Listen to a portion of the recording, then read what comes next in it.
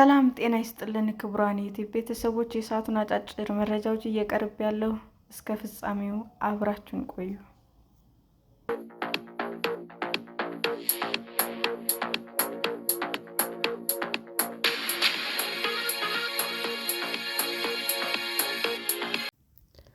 በናይጄሪያ ማዕድን ማውጫ ውስጥ 30 ሰዎች በመርዛማ ጋዝ ታፍነው ሞቱ።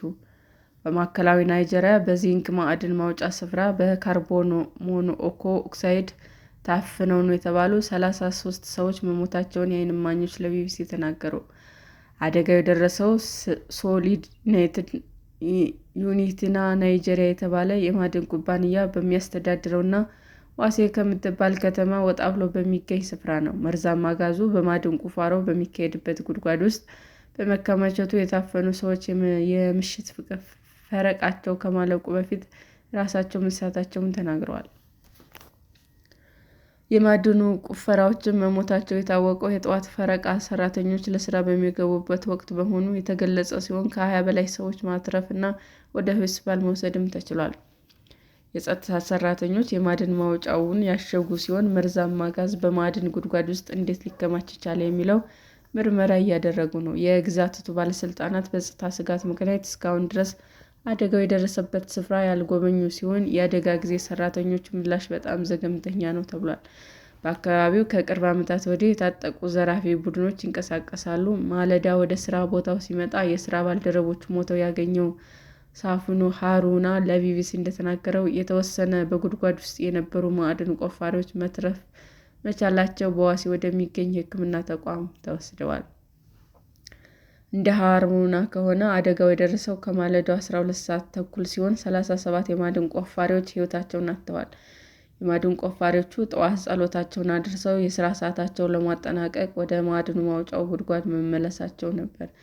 የፕላቱ ግዛት አስተዳዳሪ የመጀመሪያ ደረጃ ምርመራ ውጤት በሚል ያወጣው መግለጫ 33 ሰዎች በደረሰ ፍንዳታ የተነሳ መሞታቸው ገልጿል። ቢቢሲ ያነጋገራቸው የዓይን እማኞች ግን የማዕድን ቁፋሮዎች በፍንዳታ ምክንያት አለመሞታቸው ተናግረዋል። ካርቦን ኦክሳይድ ነው አፍኖ የገደላቸው ይላሉ ሃሩና።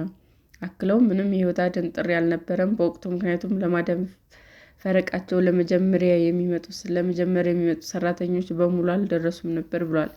ሕይወታቸውን ለማሸነፍ የሚጣጣሩ 37 ሰዎችን ማጣት በጣም ያሳዝናል። በአደጋው በጣም ተረብሸናል።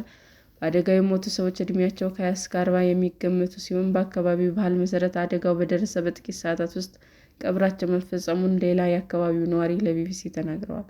በናይጄሪያ በተደጋጋሚ በማዕድን ማውጫ ስፍራዎች በሚደርስ አደጋ የሰዎች ሕይወት ያልፋል። የዛሬ 2 ዓመት አካባቢ በኒጀር ግዛት የሚገኝ የወርቅ ማዕድን ማውጫ ተደርምሶ በርካታዎች ሞተዋል። የአካባቢው ባለስልጣናት አደጋው የደረሰው በወቅቱ ጥሎ በነበረው ዝናብ የተነሳ መሆኑን ተናግረው ነበር። አሁን የደረሰው አደጋ በናይጄሪያ የማዕድን ማውጫ ጉድጓድ ውስጥ ተግባራዊ የሚደረጉ የደህንነት መስፈርቶች ላይ ጥያቄ አስነስቷል። ሰላም ጤና ይስጥልን ውድ የዩቲዩብ ቤተሰቦቼ እንዴት ናችሁ? አዲስ ጀማሪ ነኝና ሰብስክራይብ ያደረጋችሁ አበረታቱኝ። አመሰግናለሁ።